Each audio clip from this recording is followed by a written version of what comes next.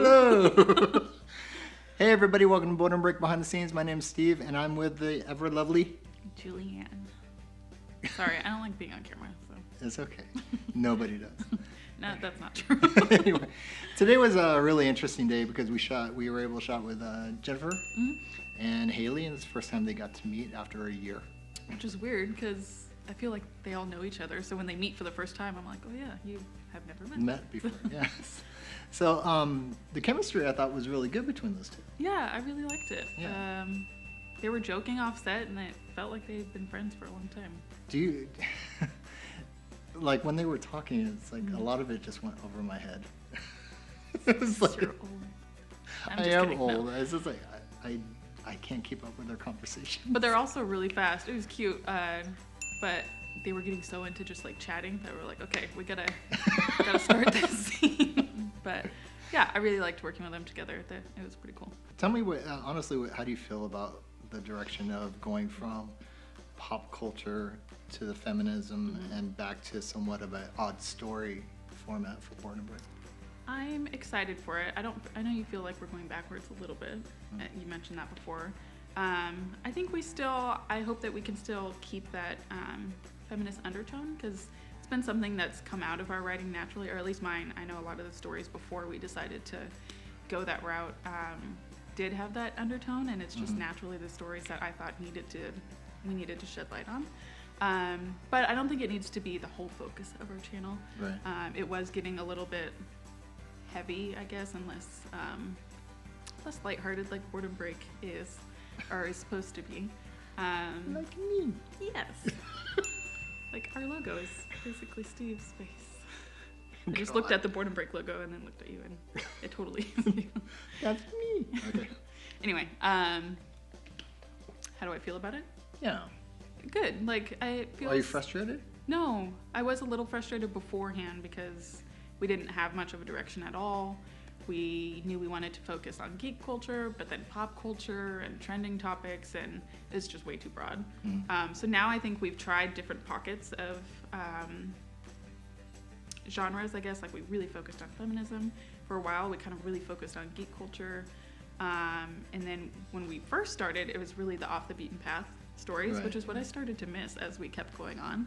The car flipping and the random stories goblin shark. Yeah, they were interesting, but they're kind of just came out of nowhere, and those are the ones that did the best, I think, at the beginning. Do you think that will be our niche, as you like to say? The off the beaten path. Yeah. I think, yeah, definitely, and that kind of fits in with the geek culture wanting to be off the beaten path. I don't want to do so many trending topics because you can get that info anywhere. Like, just go on Facebook and your news feed will be flooded with the Oscars and what did Miley Cyrus do this week and stuff. And I'd rather do something just a little different and not be afraid to be silly, but also talk about things like feminism.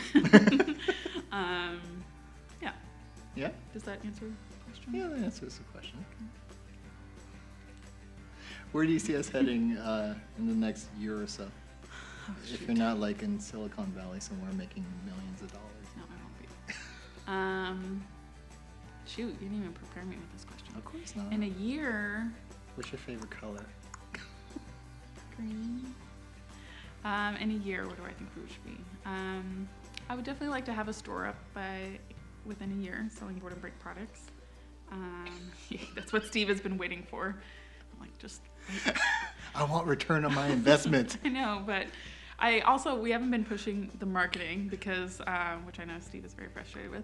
I wanted to make sure our voice was ready and prepared, and we weren't marketing something that in like a month we knew was going to change, and then it just kind of wastes your advertising money if you advertise something that your channel is no longer, you know. So I think we're finally getting to that point where I feel comfortable pushing it out there a little bit, and that's why I want to do more events. And yeah, I didn't want to open a store before we really knew who we were, what our voice was. Our cast hadn't like even met each other yet. I think that's kind of important. Oh, that was another question I was gonna ask. Do we want to rearrange schedules to have more like two hosts at the same time? I love that. Yeah. I mean, and today that went by so quickly. I was really impressed. You guys knocked out those videos really quick. We know what we're doing. He knows what he's doing. You have anything to say to your fans? I'm Julieanne. Start where you are. Use what you can. No, I'm just kidding. Start where you are. Use what you have. Do what you can. I'm I'm with you to the end of the line. That one I could See you get. next time. I like Lauren's. It's just natural. See you next time. Because we didn't force it upon her. The other ones were like, you're going to say this. And then now it's like, you're stuck. Take care.